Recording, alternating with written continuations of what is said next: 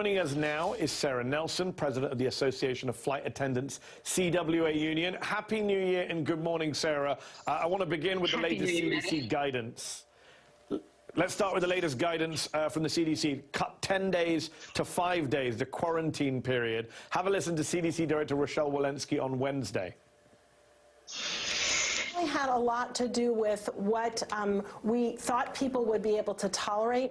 The fact that we were going to have so many more cases, many of those would be asymptomatic or mildly symptomatic. People would feel well enough to be at work. They would not necessarily tolerate being home, and that they may not comply with being home. This was the moment that we needed to make that decision and those changes. What is your reaction to the new policy from the CDC? The problem is that this came at the behest of Delta Airlines and other companies that were complaining about staffing shortages. So that really takes a sting to the credibility of CDC. Going beyond that, let's be clear.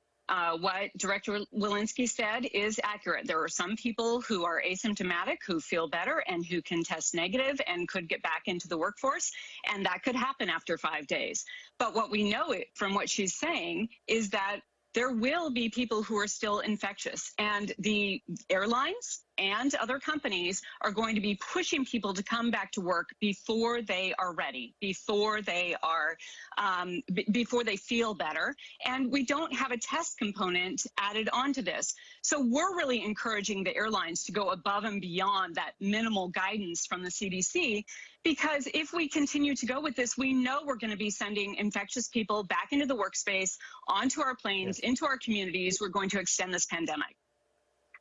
You mentioned the reporting that Delta Airlines lobbied the CDC for this cut in the quarantine period. And now it's being reported that Delta Airlines have cut their own sick pay, paid sick leave for employees, as soon as the CDC changed its guidance from 10 days paid to 5 days paid. Yes, it's a scandal at Delta Airlines, but it's a scandal in this country, too. We need to pass the Build Back Better Act. We need paid sick leave in this country. I sat around the table with in-laws who do not have any sick leave, who have to make choices on whether they have their job or they go to work sick. It is wrong. And so luckily, we have unions in the airline industry, and we have a baseline. We have a lot of agreements for paid sick leave, especially due to coronavirus, not just the employee accrued sick leave that they have according to their contract.